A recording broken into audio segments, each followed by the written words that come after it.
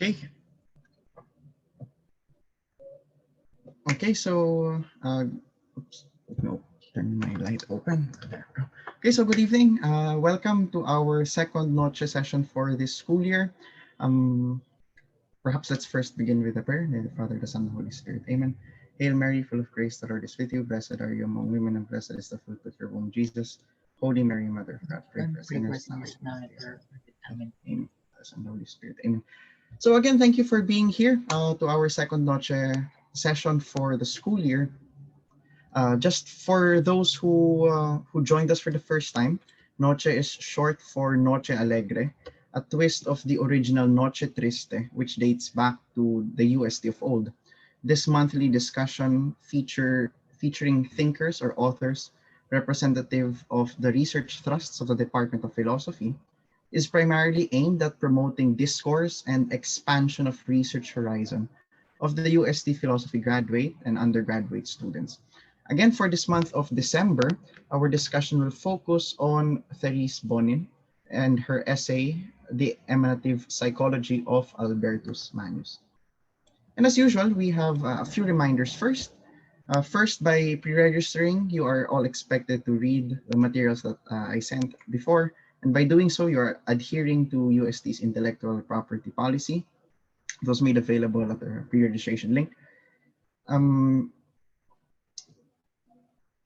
Although we wish this reading group to have a more relaxed atmosphere, we expect all will maintain respect and decorum, especially in treating the speakers, moderators, and all participants. Please refrain from flooding the chat box with unnecessary and or offensive remarks, we reserve the right to kick you out if we deem behavior inappropriate, and in that we would want all to have the opportunity to speak and raise comments. Due to time constraints, we encourage you instead to send your comments and questions via the chat box. However, not all questions will be entertained for obvious reasons, but we'll try our best to address all of them and to include all of those comments in the discussion. So thank you. For this month, our invited speaker is Dr. Jovito V. Carino.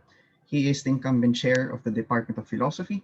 He earned his master's degree and doctoral degree in philosophy at the Ateneo de Manila University and from the University of Santo Tomas, respectively. Besides the Faculty of Arts and Letters, he is also teaching at the Ecclesiastical Faculties and the Graduate School of UST.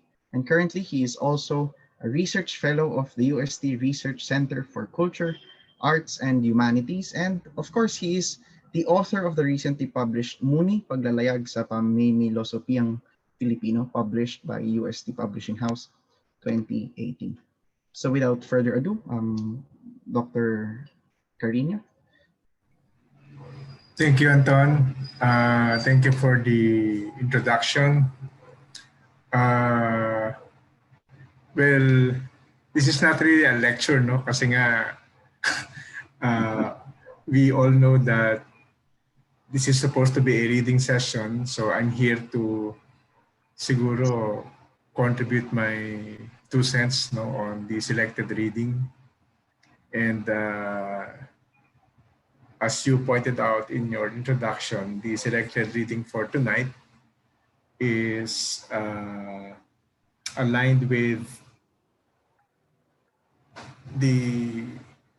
one of the research thrusts of the department, yung scholasticism and Thomistic philosophy.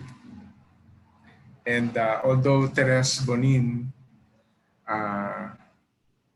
is not as major as Thomas Aquinas, for example, or Albertus Magnus, but she's definitely one of the leading scholars on Thomistic philosophy and medieval thought.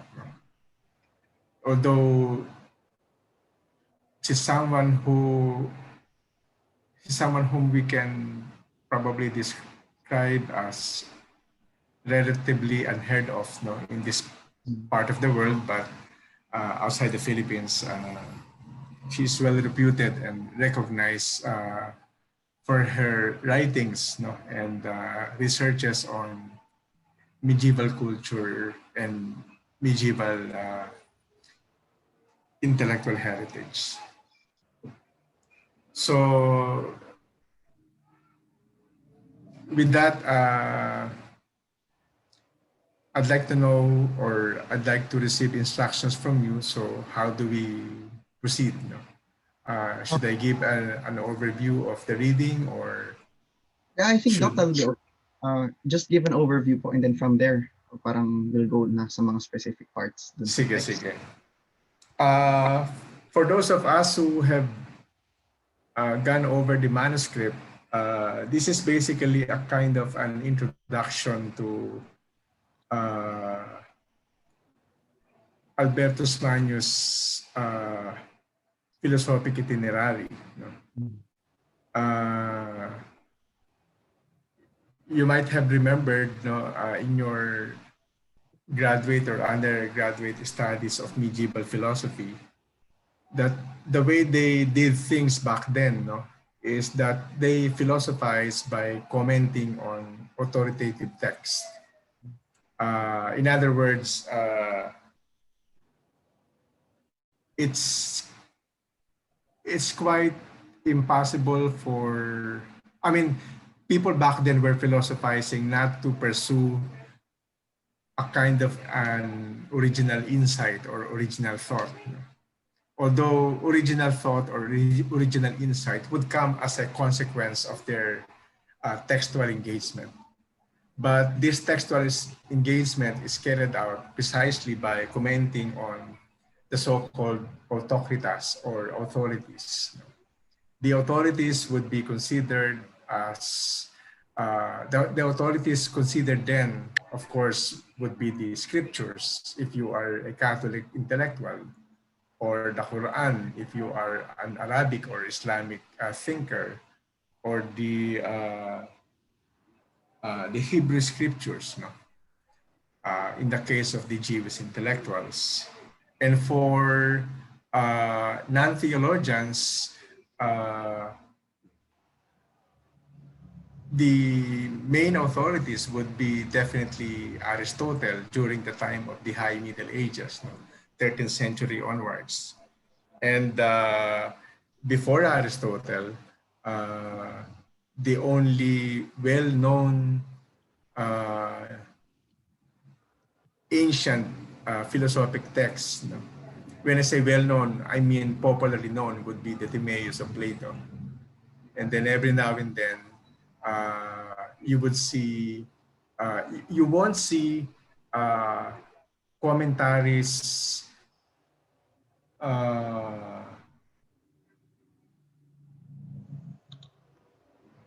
popularly done, no? On Plotinus. No? In other words, Plotinus is a kind of unacquired taste, no? Even up to today.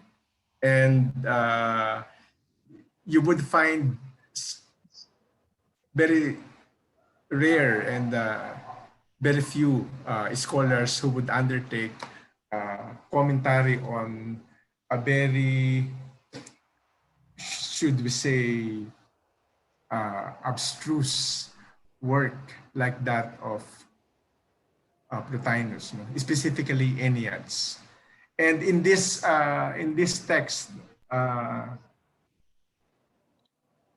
offered to us by Thérèse Bonin, he or she rather guided us in a kind of a tour, no? Showing us Albertus Magnus's indebtedness to several thinkers, like besides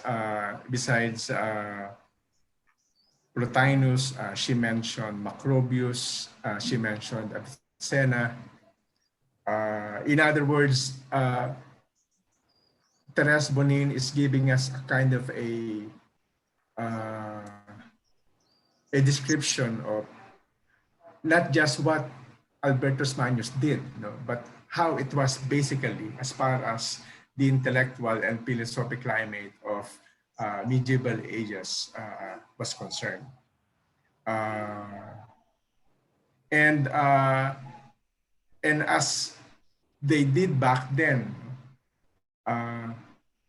when a philosopher or a professor like Albertus Magnus would talk of any specific item or any specific element, that particular thing would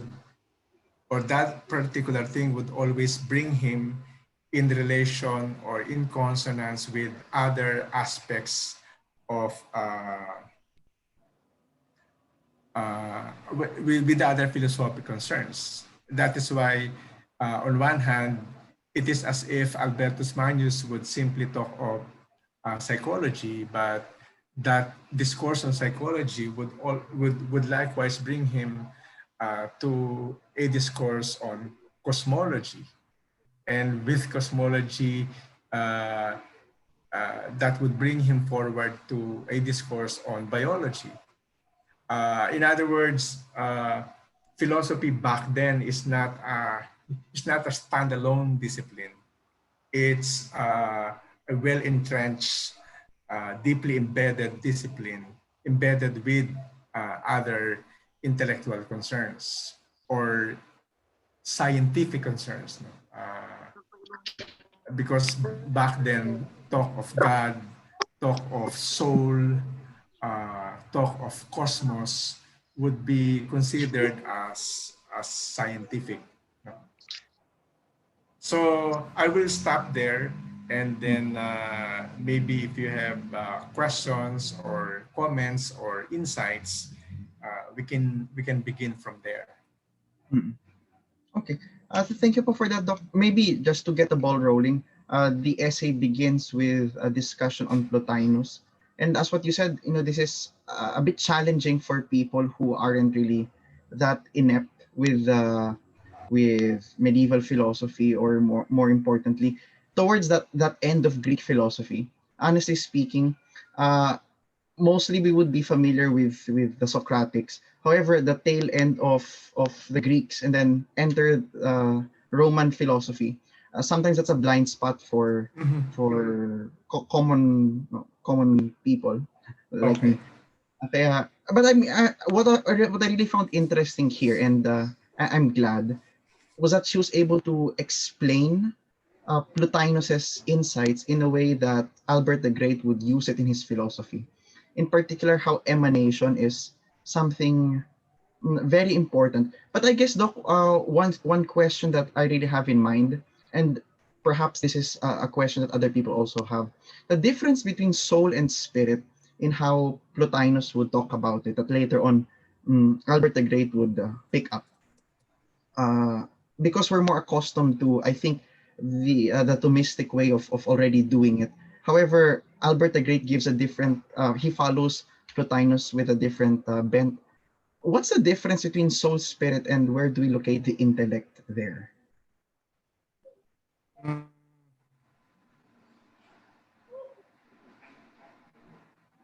okay. Before I address your question, uh, let me just say a few things about Plotinus. No? We might remember that Plotinus is considered as leading the Neoplatonism. leading light of Neoplatonism. And Neoplatonism is, in fact, one of the uh, most influential school of uh, Hellenistic philosophy. Mm. In fact, during the early years of Christianity, Neoplatonism is considered one of the fiercest rival of Christianity, and it it is called Neoplatonism, but that doesn't mean that Neoplatonism draws only from Platonism.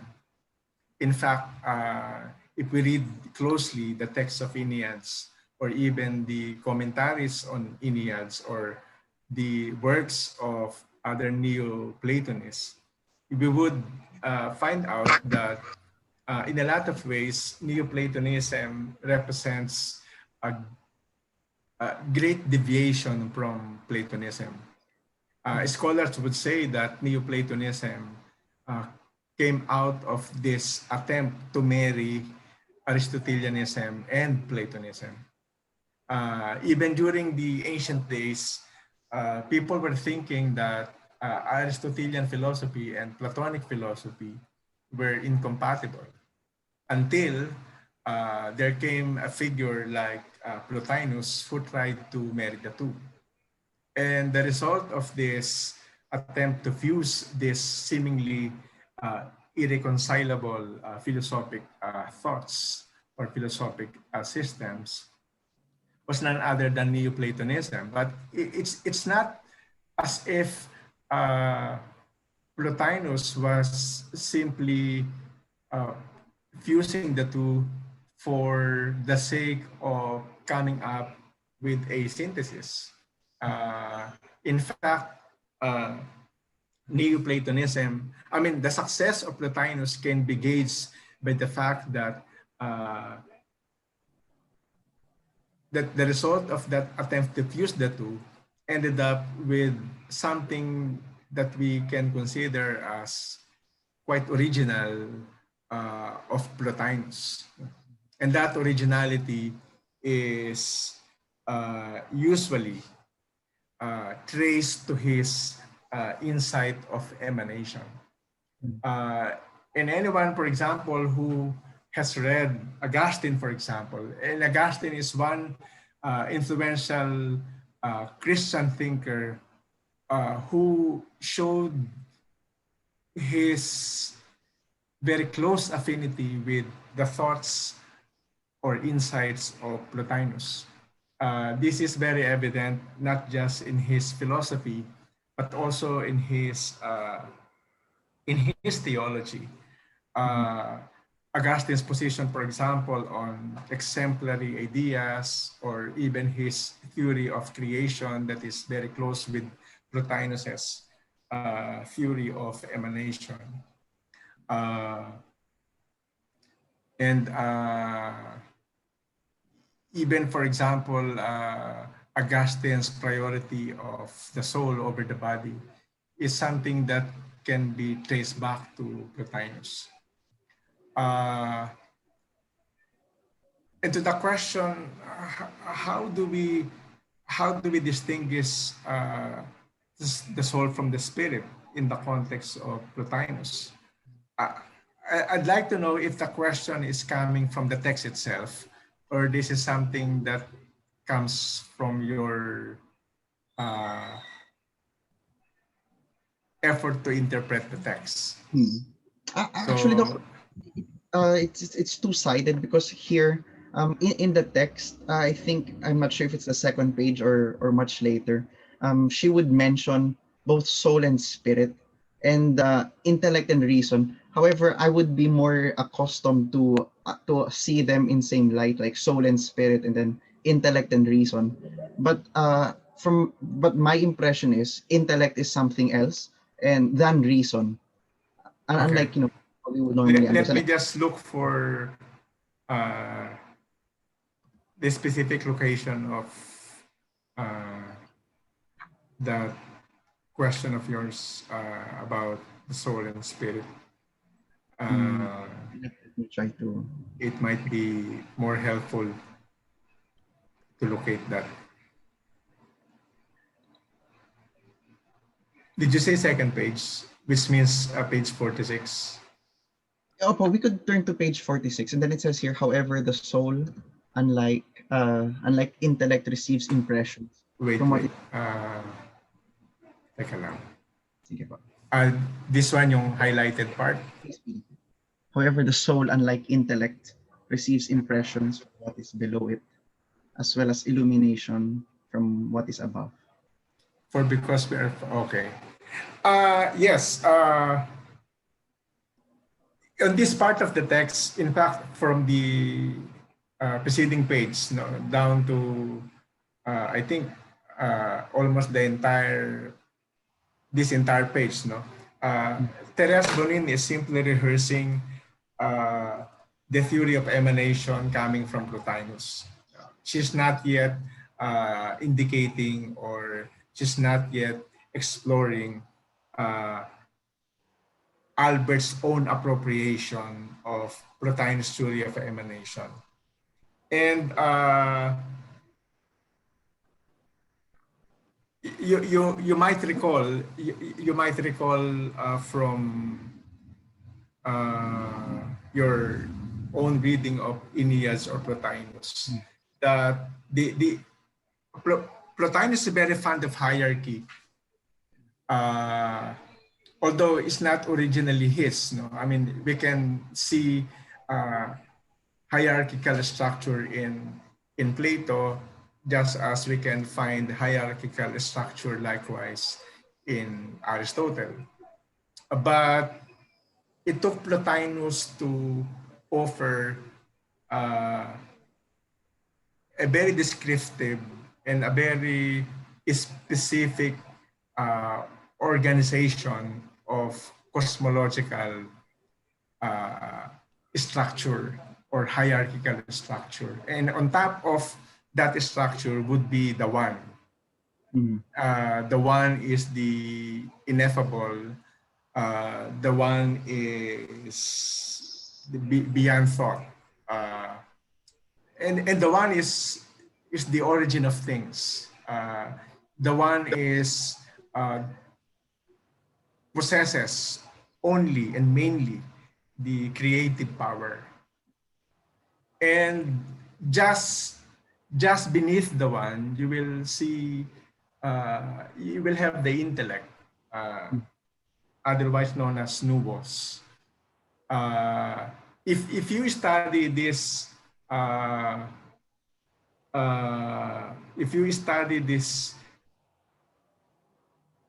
hierarchical structure, you would definitely see the pattern of the so-called Trinitarian theology of Augustine.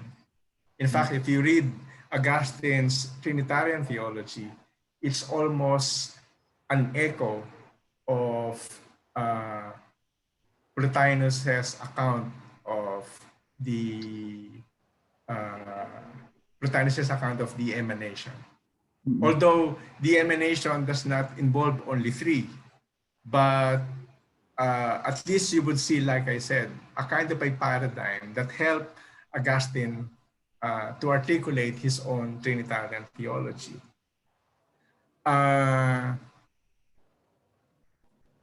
In this part of the text that you highlighted, the intellect there does not refer to the usual intellect that we assign on the human person. Here, Thérèse Bonin is referring to the intellect as part of the so-called emanation. But if you wish to pursue the question whether the intellect that we assign on ourselves as part of our human capacity or human faculty, does it anyway at all related with reason? In Plotinus, in Albert, or even in Aquinas, intellect and reason are two distinct faculties. In fact, between the two, reason is more subordinate than intellect. Even in Augustine, you will see the same distinction.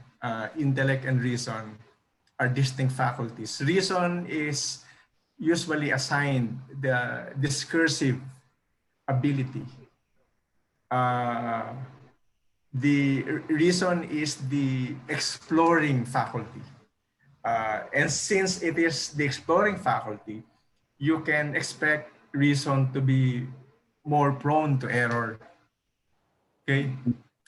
Why? Because it is reason, and this is something that is very explicit in Aquinas.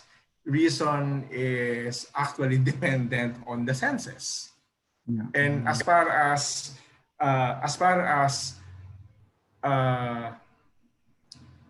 Plotinus, down to Augustine, down to Albert, down to Aquinas, the more we are dependent on senses, the more we can be prone to error. But intellect is something else. Intellect, unlike reason, is not discursive. Intellect is intuitive.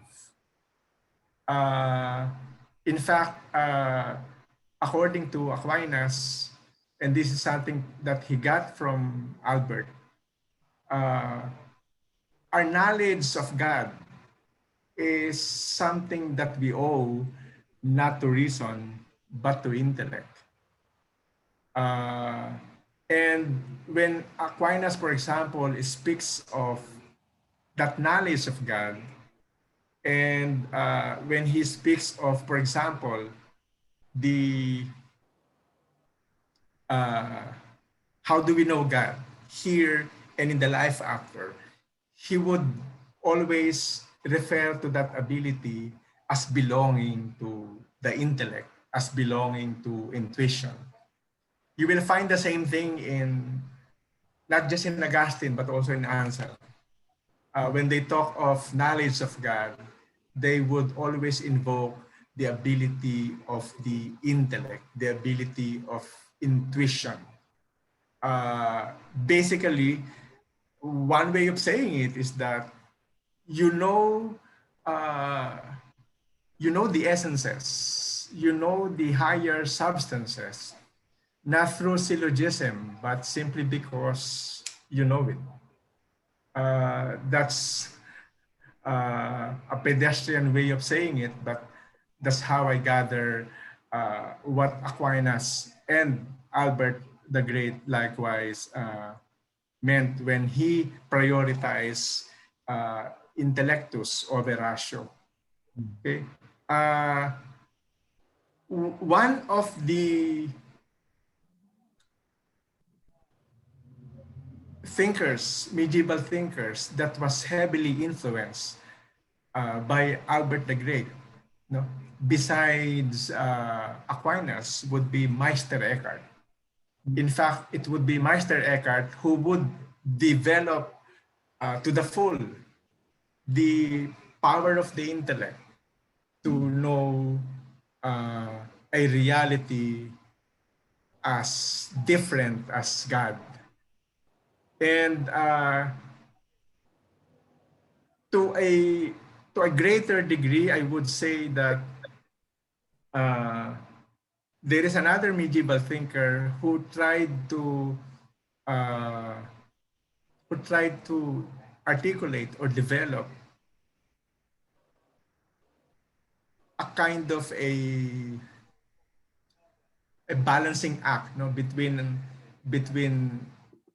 discursive and intuitive faculties of the human person, uh, quite differently from Aquinas. That medieval thinker would be Don Scotus. Okay, so in other words, intuition is the battle, not really battle, but a tension, probably tension between reason and intuition is uh, very pronounced during the medieval ages, and you would already find in the writings of medieval thinkers uh, different ways of articulating this tension and different ways of resolving this tension. Thanks to an influential thinker like Albertus Magnus, uh, who pronounced, no, the importance of paying attention to this as a philosophic problem. Okay. Oh yeah, thank you for that, Doc. I mean, it's nice to see how these different ideas come together at one point. Like, I mean, these thinkers that we have encountered in classes, and then we read a text like this, and then so now we're able to paint a bigger picture.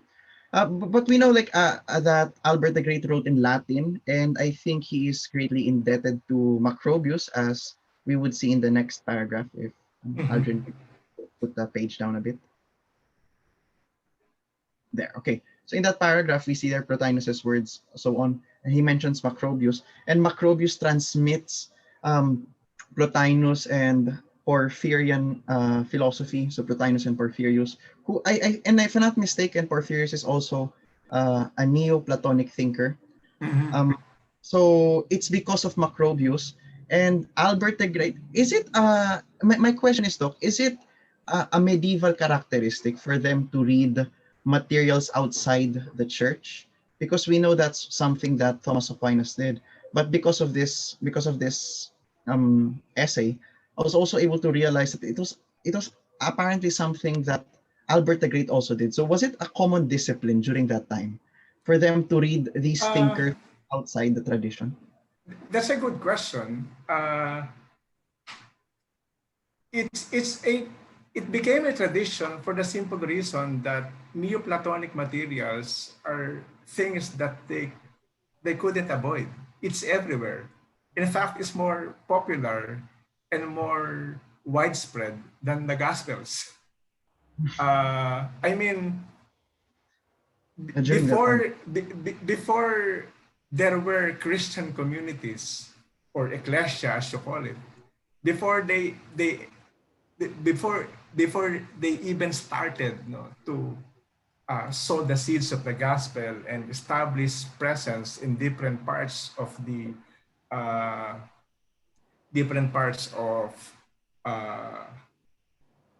Near East and Middle East and Far East. There were already Neoplatonic communities. And there were Neoplatonic communities not just in the Holy Land, not just in Rome, not just in Greece. They're everywhere. Like I told you, they were considered, aside from the Stoics and the Epicureans, they were considered the fiercest rivals of Christianity.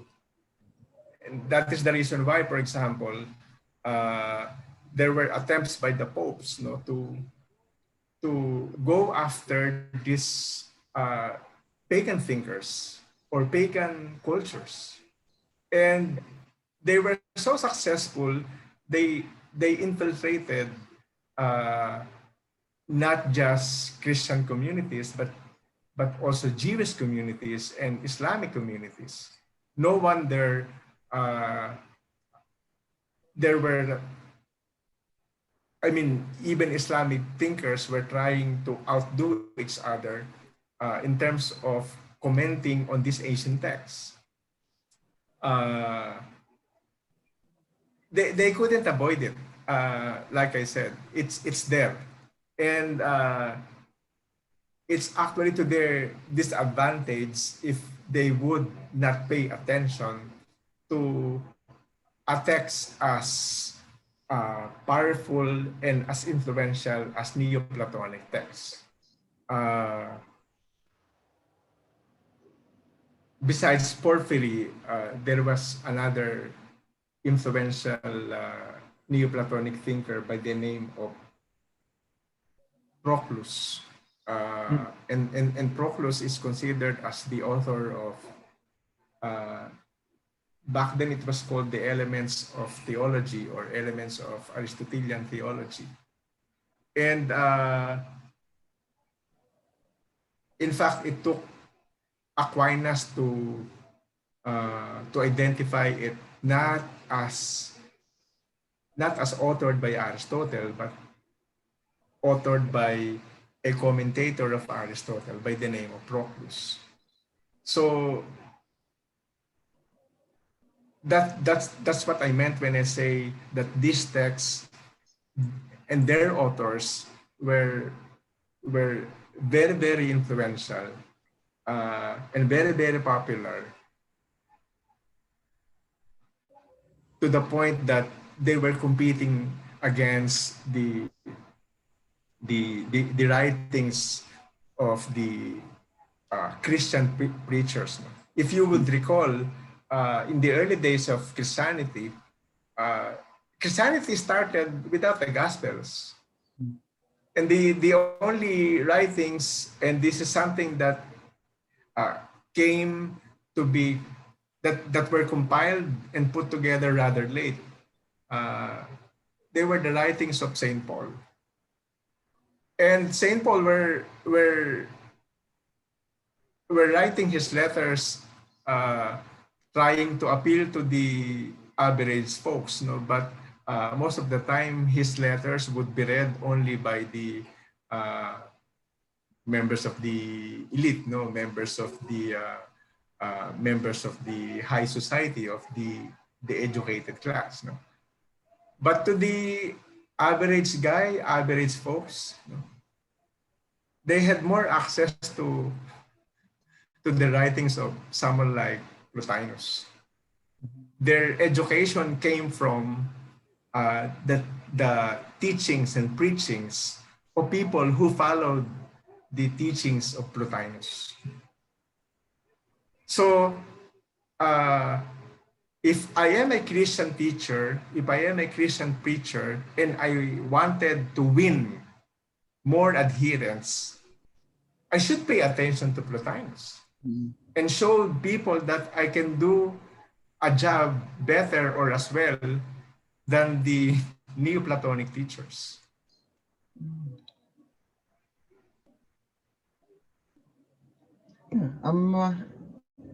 It made me realize that.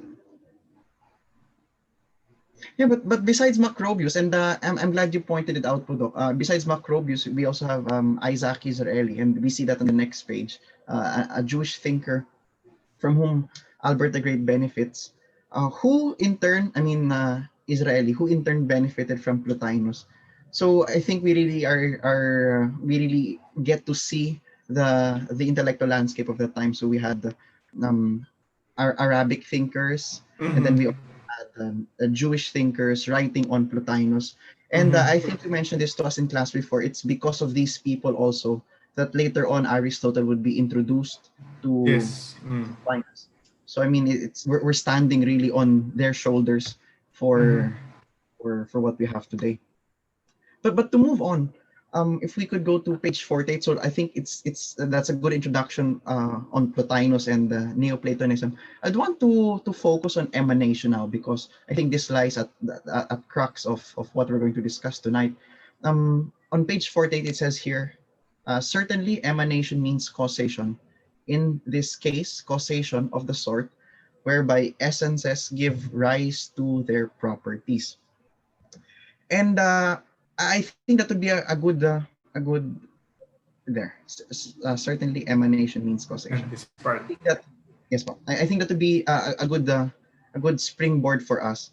Why emanation and not causation for these? I mean, for Plotinus and later on also for Albert the Great.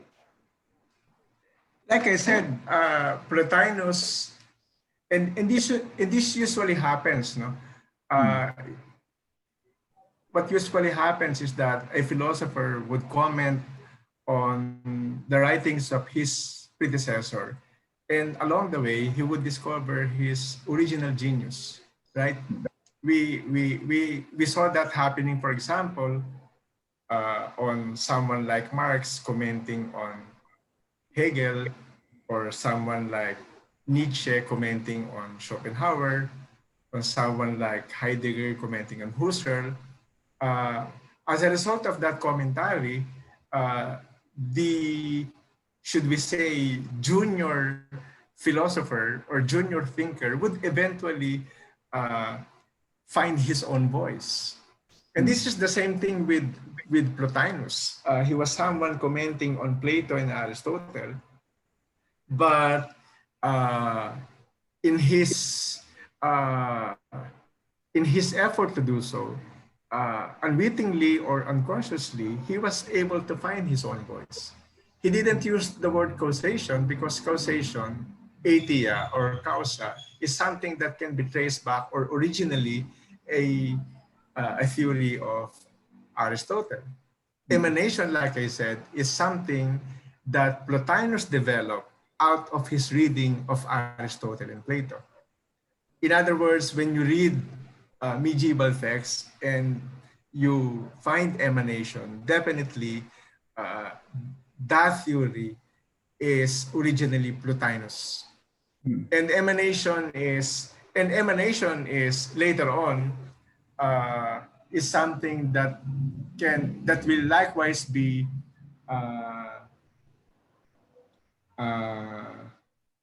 improved by Aquinas. No? Aquinas won't use the word emanation. He would in fact develop his own insight by appealing not to emanation but to creation. Emanation and creation may, at first glance, may appear the same, but they're not. Okay, but you will see traces or elements of emanation in in Aquinas' notion of creation. But the nuance is that emanation is more pagan than creation. Creation, the main difference between the two is that emanation does not involve the action of the will. And this is something that was clarified by Aquinas. Creation requires the action of the will, the action of divine will. That's in my class last term. I find it really difficult to explain to students, for example, the answer to the question, what does it mean to say that the world is created? And the only answer that I can offer to that question is that something is created when it is willed. Something is created when it is desired. And when I say desired, there is an element of good in the very act of desiring. There's the element of good in the, not just in the very act of desiring, no, but in the identification or determination of the intention for creating something. And that is what is missing in emanation. There is no element of desire. There is no action of the will. There is no element of or aspect of good. Good in the sense of intention, or in the sense of terminus. Okay, that for which something is done. Because what Plotinus is saying is that it is, God is one, and he can't help but bring life or bring existence to things. He can't help it. It's like That is why, for example, in the early part of the essay, the comparison offered by Thérèse Bonin is something like about fire or light. Light can help but bring light. Fire can help but bring heat. It's the same with one, because he is suffused with existence. He can't help but bring about existence to others. But like I said, this will be further improved by Aquinas with his theory of creation. And I already mentioned the main distinction between the two a while ago. It gives a different perspective, I would say. I find it very interesting. It gives a different perspective to how, how reality is constituted, or how one would be able to appreciate the whole thing. And as where Aldrin ends with the highlight, shadow, he writes, refers to difference, because of which light streaming from above is restricted to a narrow field. Again, shadow means a diminution of power. I would be more comfortable with the idea that shadow is not really that essential to light. Like light is something that is more important. But yet, I found this remaining part, actually until the end of the paragraph, that shadow it's really part of light. I mean, darkness is really part of light, because, and last sentence, after all, something must give that stream shape. So it's that diminution of power because of emanation. So we have shadow that parang it becomes more saturated at some point. Parang dun it becomes concentrated. I just find it very interesting to put it that way. How she put it that way. Okay.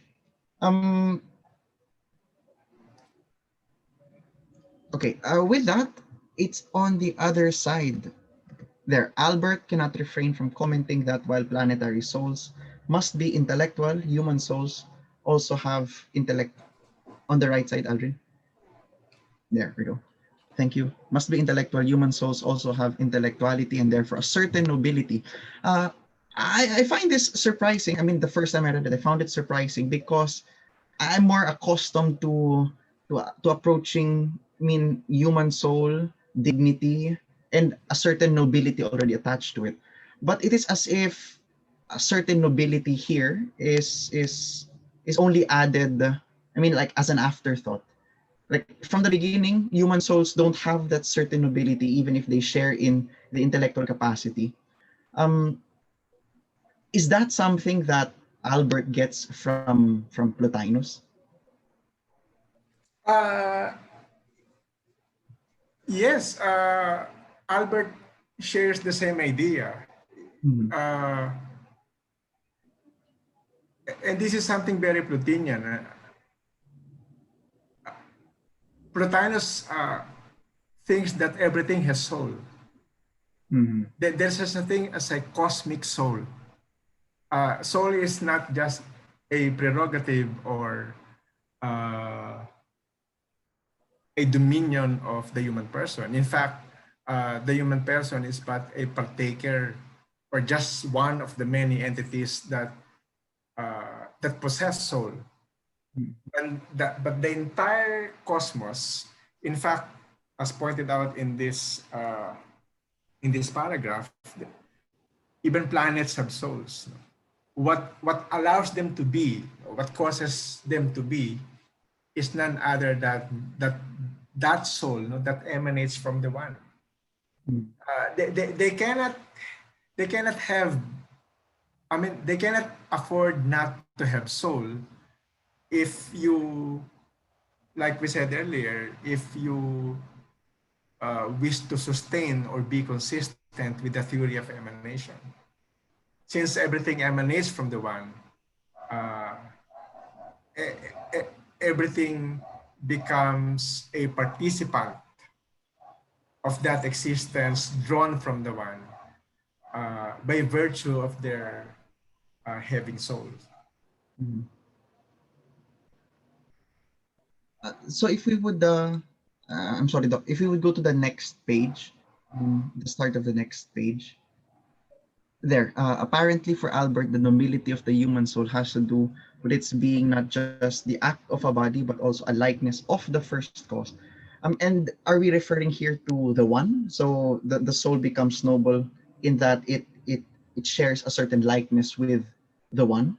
And if we would translate that to Christian terms, I have a certain likeness because I share in God's image and likeness. Would that be? Maybe to answer that question, maybe it's better if we read the quote. No, okay. Can you scroll it back to the beginning of that quote? Let me read that to them. Okay. We say that the rational soul is a substance whence emanate powers of which some are separate, so that they are not corporeal forms or powers in a body, while others are powers operating in a body. And those which are not powers in a body are in the soul because of its likeness to the first cause, through which it is and remains in being. But those which are powers in a body are in the soul, inasmuch as it is a soul, because it is proper to soul to be the act of a body and to act in the body and upon nature, since nature and natural powers are its instruments. And that is why some people say that the soul is on the horizon of eternity and of time.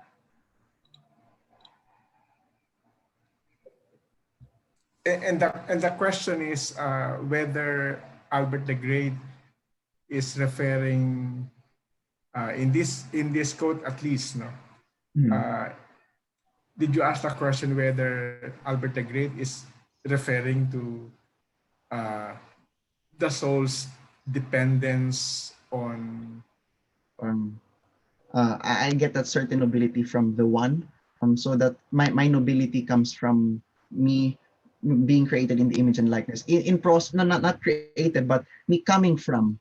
So Okay. it's emanation. I am tempted to say yes, no? But your interpretation is more Christian than Plotinian. Yeah. Because you really cannot mimic the one. You really cannot reflect the one.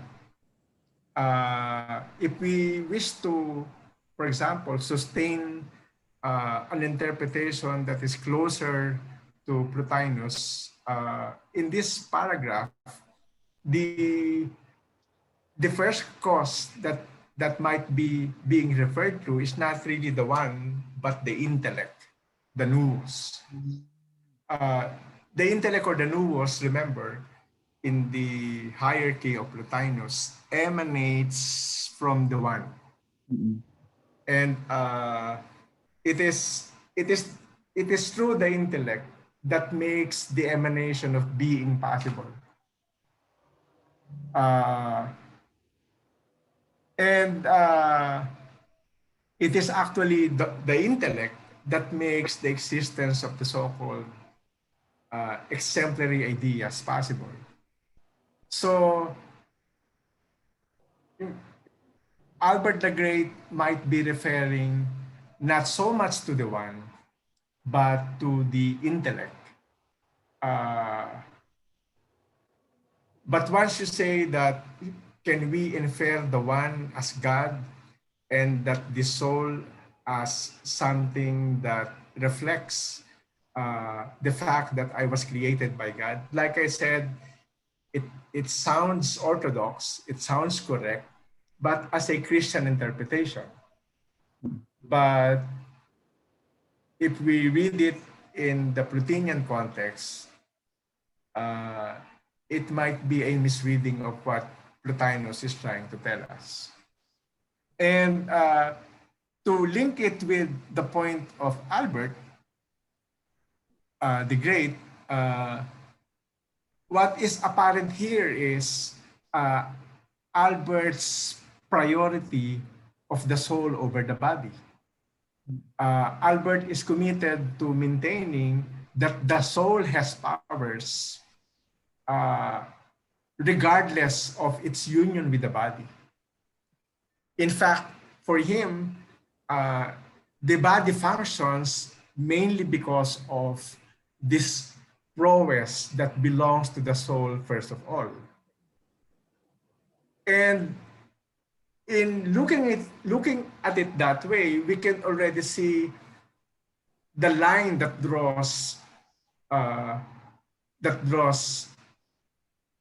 between Albert the Great on one side and Aquinas on the other side. Because Aquinas is committed to maintain that, yes, there are powers of the soul, but these powers of the soul are activated thanks to its union with the body. But like I said, it's a deviation from Albert the Great. Albert the Great thinks whether or not there is a body, that soul has power, and that soul can be operative, and those powers can be operative. Yeah. Thank you for that. And we know that one of the sources for Albert the Great for coming up with the idea of the soul is Avicenna. So we had Macrobius earlier, and then Isaac Israeli, and now another thinker that he's really indebted to, Avicenna. In particular, what he means by the soul, and perhaps we could discuss more if we could go down a bit to the next. That Avicenna also describes the soul as a font, as the principle whence emanate voluntary actions not determined to one mode. However, Avicenna continues, soul is not the name of the essence of his principle, just as mover is not the name of the essence of a given mover. Yeah. And then later on, in the next paragraph, Albert, citing these very passages, agrees. The soul, he says, can be defined in two ways. First, as soul, that is, as act of the body, and second, as a substance, which of itself falls under the category of substance. So I think that really shows, diba, na, that Albert would give priority, as what you said earlier, to the soul over the body. And would this also mean that the more spiritual it is, the higher in being, if I'm correct in my usage, the higher in being it is than material substances? So the soul being incorporeal, it has a greater rank than corporeal substances. Would that be aligned with Plotinus's philosophy? Yes. I wouldn't say the more spiritual. Again, that sounds more Christian than Abyssinian or Plotinian. Maybe the proper term to use is the more intellectual. The more intellectual it is, the closer it is to the one. Or if you transpose it into religious terms, the more intellectual it is, the more it is closer to God. Aristotle said the same thing. That is why for Aristotle, the highest activity that any person can do is none other than contemplation, the life of the mind. Because it is in contemplation or in the life of the mind that a person mimics or duplicates the activity of God. Anyone who has read metaphysics, for example, not just Nicomachean ethics, would verify that. In Nicomachean ethics, Aristotle underscores that the contemplative life is the higher form of life, if not the highest, because it allows the human person to enjoy the happiness for which he is living. And in metaphysics, for example, especially in the last part, Aristotle described what it takes to be God. He describes the main activity of this divine being, of this prime mover that he spoke of in the early parts of metaphysics. And the main activity is none other than, according to him, God is someone who takes nothing but himself. You would remember that it's the same activity that Descartes tried to assign to himself in the meditations. That is why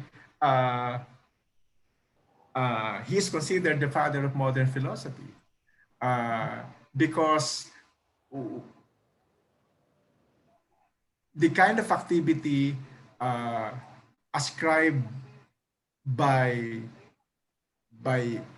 Aristotle, by Plato, by Plotinus to God is this time appropriated by Descartes for himself. I do not need to mimic God because I can do precisely what God is doing. I think, therefore I am. Thinking of nothing but myself.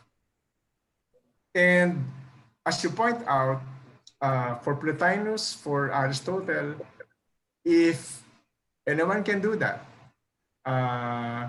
engage himself in intellectual activity, that's very godlike for Plotinus, for Albert the Great, and for Aristotle. And in medieval culture, like I mentioned already the name of Meister Eckhart, who tried to develop his philosophy along this line. But aside from Meister Eckhart, one can also include someone like Bonaventure, who tried to pursue the same inspiration. For Bonaventure, the most pious thing that a person can do is to engage in a kind of an intellectual pilgrimage,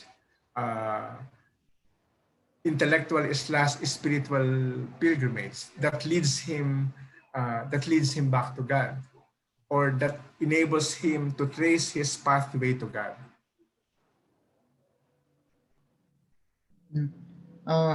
And now we see, I mean, just a side note on that, now we also see other mystical theologians. I mean, like we also have John of the Cross or Yes, Thérèse Thérèse of Avila. Yeah, with the same notion of theology. It's a staple pattern for mystics, not just Thérèse of Avila, not just John of the Cross. You can see the same, for example, in Catherine of Siena. You can see the same in even in Thérèse of Lisieux, and even in non-religious mystics like Rainier Maria Rilke, or this Jesuit poet, siyempre nalimutan ko yung pangalan, pero it will come later. They're all following the same pattern. They won't use the word philosophy. They won't invoke intellect. They won't invoke intuition. But all of them bear witness or testify to the ability of, call it mind, call it spirit, call it soul, but all of them testify to a special powers that belongs to us, that leads us to acknowledge a reality that is a much larger than we are. Yeah. It on just another side note, more of a Gerard Manley Hopkins, that's what I'm thinking of. the Jesuit. The Jesuit poet.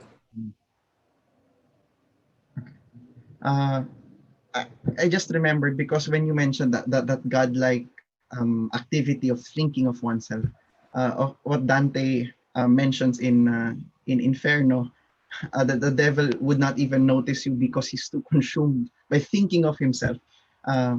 Just a funny thing I remembered that contrast. Yeah. The contrast is that the devil can be very consumed of thinking of oneself. The main difference between the devil and the one is that when the one, or if you're a Christian, God thinks of himself, that thinking of oneself enables him to diffuse existence to others. Mm. And that becomes, in the language of Aquinas, a creative activity. The devil, tama ka, the devil has no other priority but himself. He has no other agenda but himself.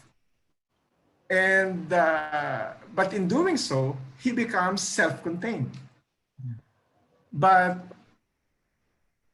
the one, when it thinks of himself, like I said, that very act of self-thinking becomes the pathway of the emanation, becomes the enabling process of the emanation, later on to be appropriated by Aquinas as creation. And I think Doc, we could also see this more on the next page, on page 50, nasa right. Emanation is no longer just the unfolding of properties from an essence, but also the consequent travels of a body, albeit subtle, through nerves and veins. Can you highlight that for the participants to see? Just the unfolding of properties from an essence. To an extent, emanation is this activity. Not really willed, but it gives us another image of what an activity is, because as what you mentioned, it's an overflow of yes, of a certain thing. Yeah. There is always a surplus in the one. And that surplus, like I mentioned a while ago, assumes a different form, and that form passes it on to the other. So from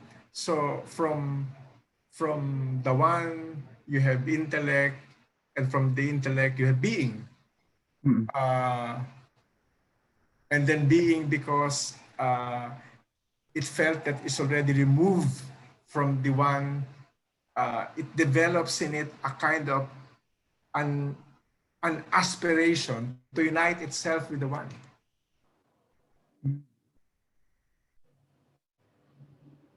Okay, but in that overflow po, it remains intact. It remains composite. Parang hindi po siya, hindi talaga siya nababawasan in that sense. Nababawasan siya. The more it gets removed from the one.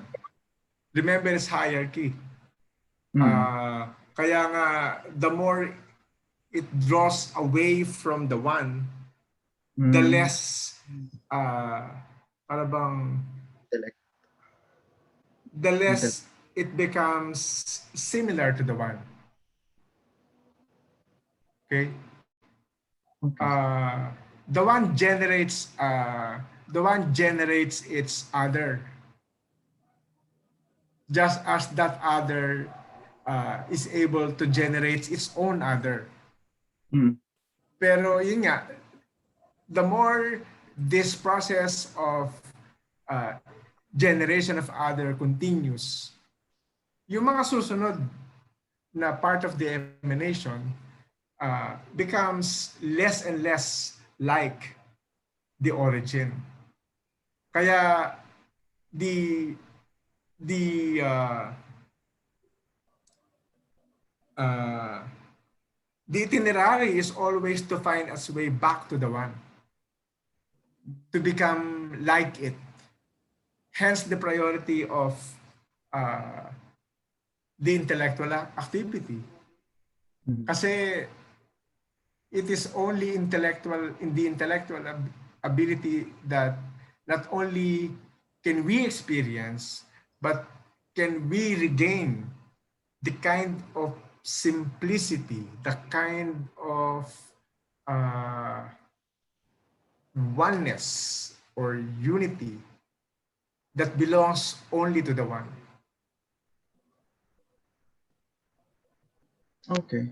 So I think that points to us. We see in the third paragraph, the next page, the left, it says here, once again, we are in a position, and then emanation implies unity. I think this really resounds what you're saying, Pudok, as streams, waters, and those of its source are of the same species, so any efflux is of one form with its font. Accordingly, lower faculties of the soul, as effluxes from the higher, share in their character. This makes them fit to serve the higher, so that living things have not the unity of a heap, but an ordered unity, and we have already seen that emanation implies order also. So that's why it's brought back to the one Yes, yes. because of that. Okay. So with that, we could also perhaps now go to the next page, and now we dwell more on Albert's own thoughts here.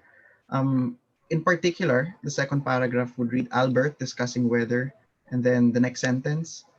This is page 52. Albert thinks that the diversity of individual human souls, having been caused by divine wisdom, causes in its turn the diversity of their bodies. Thomas, on the other hand, speaks of the diversity of bodies, in view of which God creates diverse souls commensurate to them. Thus, the nobility of souls of a soul follows upon the temperament of its body. So I think, Pudok, this is what you mentioned earlier, the difference between Albert the Great and Thomas Aquinas. Yes. How Thomas Aquinas would talk about creation. God created like this. Well, for Albert the Great, no, it's simply through the process of emanation from divine wisdom. But now, would it be safe to say that Albert would appropriate Plotinus's idea of emanation of the one into Christian theology, the one being God, and I won't he look at it still that way. Uh, you would see the different positions of the two. And the difference, I think, is coming from the difference of what they're doing. Obviously, Albert is philosophizing and Aquinas is theologizing. Aquinas wanted to develop a theory that would shed light on how things came to be. And that theory is none other than the theory of creation. It's not as if the theory of creation is a handiwork of Aquinas. It's not. It's in the Genesis.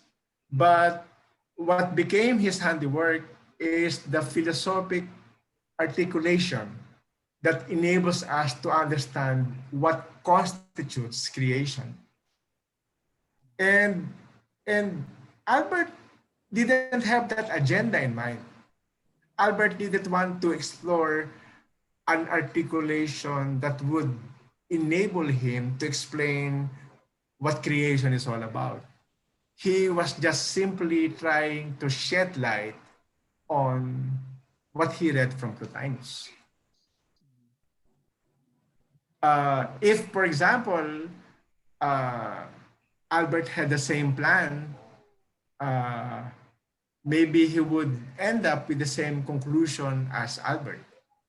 Uh, but like I said, Albert the Great is uh, he, he just wanted to not just to show, but to do the task that he imposed upon himself.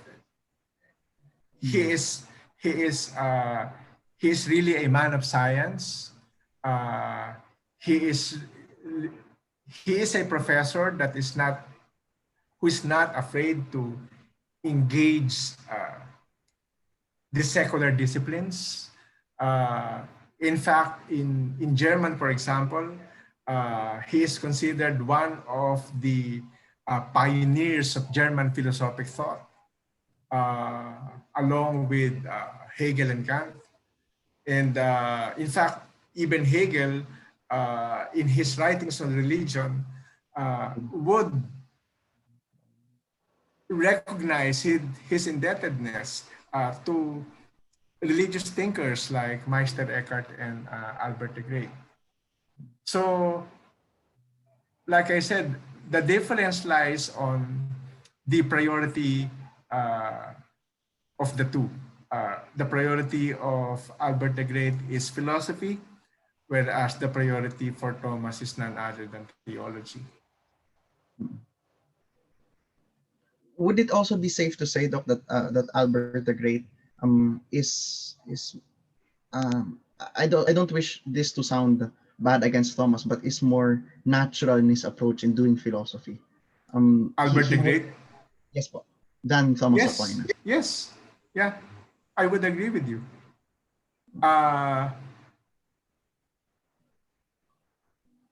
It's in fact, I would even say that Thomas Aquinas' approach to nature, or Thomas Aquinas' understanding of the operation of nature, is something that he inherited not just from Aristotle, but from Albert's appropriation of Aristotle.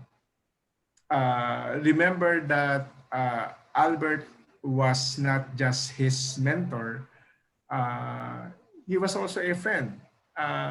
And Thomas Aquinas assisted Albert the Great in his lectures, not just in the actual delivery of lectures, but in the preparation of lectures. And back then, Albert the Great was one of the rare university professors who understood and had access to the writings of Aristotle, even if the translations were not yet available. So, Nicomachean ethics, for example, and metaphysics were not yet popularly used, but Albert the Great was already commenting on them. And the other thing that, just a minute, I'll just refill my glass of water. Give me 1 minute. Okay. Yeah, so while waiting for Doc Job, I think it would be safe to say that this gives us a fresh perspective from the things that we're usually engaged with, the things that that we usually read for our research or for our subjects, for our preparations. It's a very nice, it's a very refreshing view. Again, if anybody would want to raise questions or pitch in the discussion, you're more free to do so. While we wait for Dr.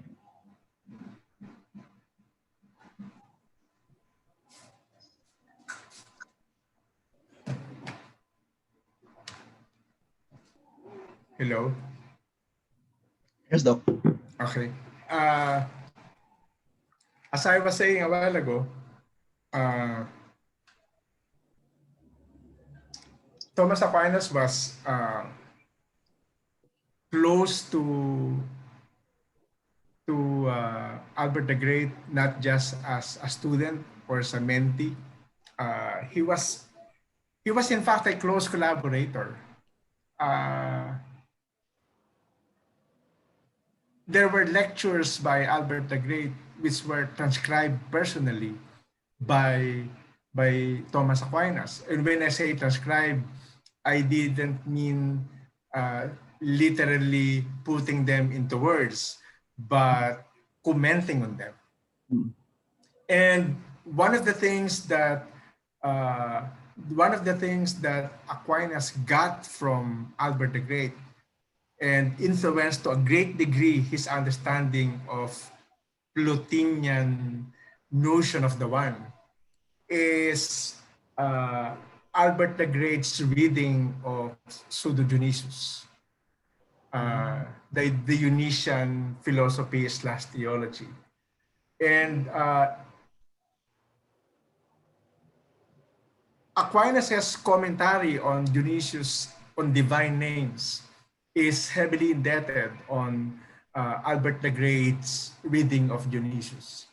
And if we wish to understand better the extent of Plotinian influence on Albert the Great, it might help us to read as well and engage Dionysius on divine names. And understanding the text and understanding Albert the Great's reading of Dionysius would help us better appreciate why he would consider Plotinus as one of his intellectual heroes. Okay. Yeah. That's a lot of, I mean, I really didn't know that. I mean, that they're that close, sila pong dalawa, si Thomas Aquinas and Albert the Great. And I think as Thomasians, it's something that we should we should really know. I mean, how indebted Thomas Aquinas is to Albert the Great. But I would just want to point out, maybe kasi some of our participants here would miss it. Sayang naman if they would. On page, we're still on page. Are we on page 52? Oh yes, that was page 52. Sorry, on the right. It says here, but Albert is ambivalent about calling the human soul the form of a body. That is why he follows Avicenna and says that the soul has a twofold definition, and that Aristotle's is not the essential definition. According to Albert, the rational soul is essentially separate from the body, but united to it through these among its own powers, which require bodily organs. The case is somewhat like that of a sailor who, while essentially separate from his ship, is united to it, that he needs it for the exercise of some of his skills. So just to point out lang po, Doc, what you mentioned earlier kasi po, that the soul can exist without the body and how are they related. I just wanted to point it out para hindi masayang. Okay, and then on the last page, we perhaps just a few more sentences here. In other words, one coming to be can have two aspects. If we consider what comes to be as already present in the potency of a subject, that is education. But when we consider what comes to be as already present in the actuality of an agent, that is emanation. I find this a bit loaded. In other words, one coming to be can have two aspects. And then she differentiates education from emanation just because of it rather being present either in potency or actuality. I'm not sure if I'm misunderstanding this because I'm reading too much into it, but maybe Doc, you could shed some light on this distinction between education and emanation. But I think what you're reading has something to do not with education but eduction. So instead of okay, so kapag it's just there, no? In other words, one coming to be can have two aspects. If we consider what comes to be as already present in the potency of a subject, that is eduction. Oh, I'm sorry, eduction.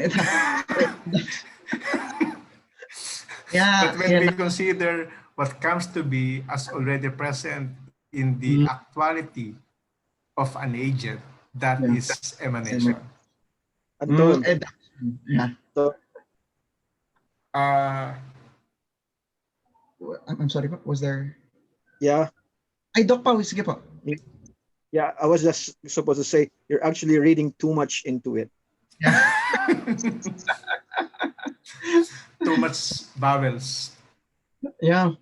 Uh, okay, and I think here is in that next, since that's already cleared out, I have no questions about that. Yung next paragraph na yun. But for Thomas, the soul's uniqueness is produced in view of a unique body. The rational soul is not educed from the body, yet the body, yeah, oo nga, hinighlight ko pa to. Sabi ko, saan galing educed? Education yung sinabi niya kanina. Oh well, the rational soul is not educed from the body, yet the body has much to do with its production. A body which receives its distinguishing marks from countless physical causes. Clearly, emanation does not fit this aspect of Thomas's psychology. I would want to ask Doc, would you say that Thomas Aquinas has his own form of psychology? Or He has. When, of course, in the context of medieval studies, when one mentions psychology, it has something to do more of, or rather about the theory of the soul, or the theory of knowledge. They won't call it epistemology back then. They would just call it psychology, meaning theory of the soul. And as I been trying to explain a while ago, his notion of the soul or theory of the soul is quite distinct, not just from Albert the Great. It's distinct likewise from Aristotle. I tried to explain to my class last sem that it's rather erroneous to describe what Aquinas did as simply a christening or baptism of Aristotle, because in a lot of ways he digressed or deviated from Aristotle. And not just in a lot of ways, but in a lot of themes, in a lot of areas. And one of those areas would be the theory of the soul. yeah, yeah, it's a great like what you mentioned to me before. It's a great injustice to Thomas Aquinas to simply say that he simply Christianized. Let me just emphasize that.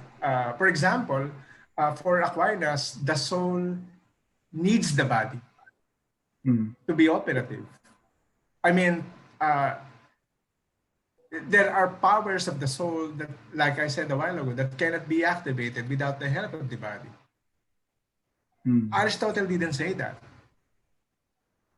Aristotle thinks that the soul has powers even without the body. Although, when it comes to the question of the afterlife, it would appear as if Aquinas is leaning closely to Aristotle. But the problem is, Aristotle does not have a notion of the afterlife. So in that sense, even in that area, it appears as if he is leaning too closely to Aristotle, but not quite. Because he is using Aristotle's theory in a totally different context, a context that one won't find in Aristotle.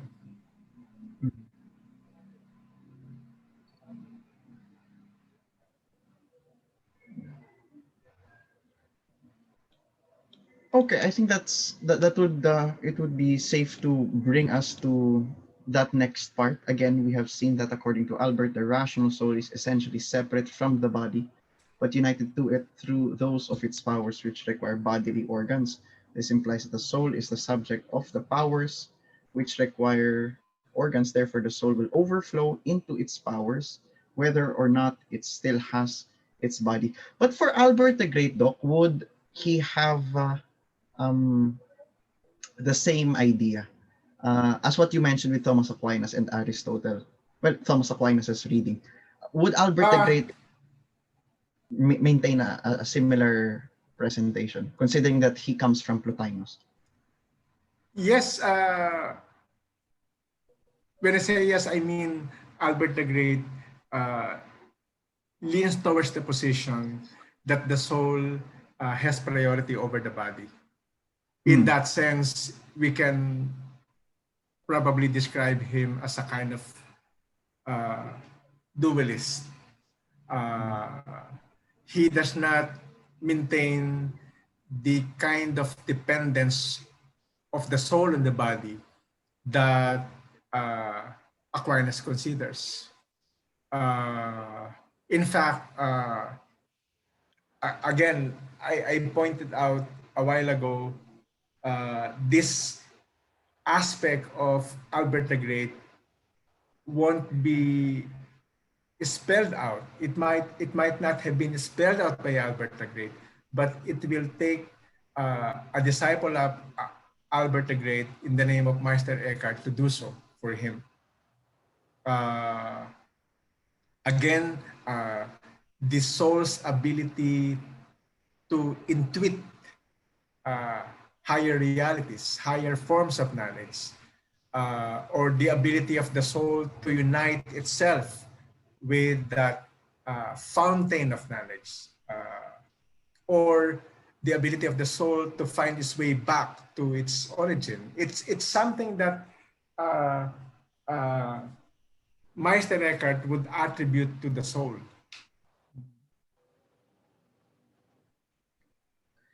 Doc, I'm a bit stretching the idea here, but in context of the afterlife, would Albert the Great, or would he also think of it that in the afterlife, the soul and the body still need each other, or maybe just the body, but or pwede in the afterlife it just goes back to the one.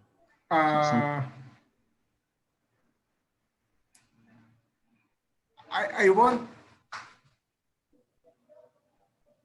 I don't have a ready answer for that.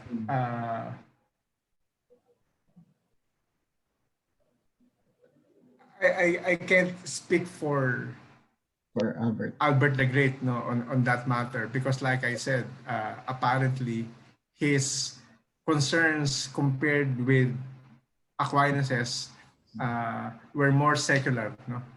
Were more physical, were more scientific. It was Aquinas who would really try to explore concerns that go beyond the secular or the mundane.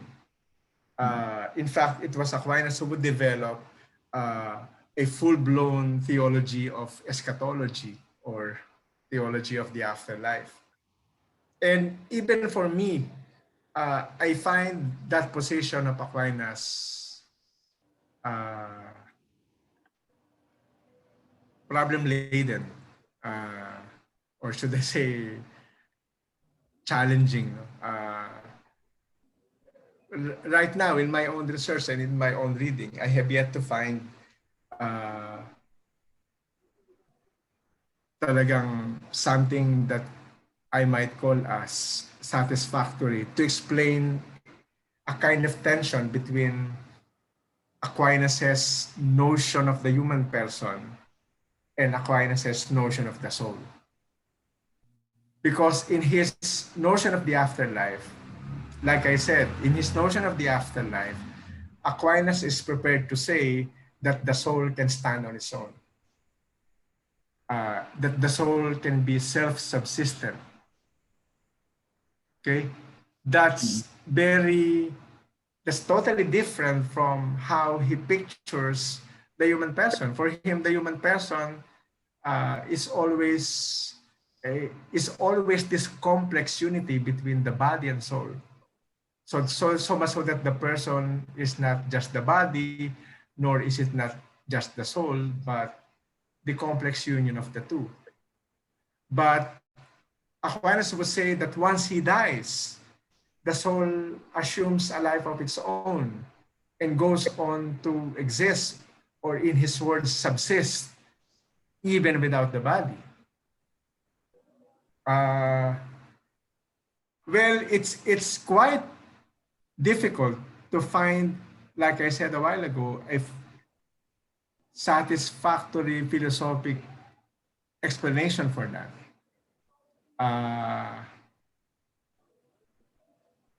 Hence my modest answer a while ago that if you ask me for Albert's position, I won't offer any, I won't hazard even a temporary answer for it. I won't even invoke a position of Aquinas because personally I find it problematic.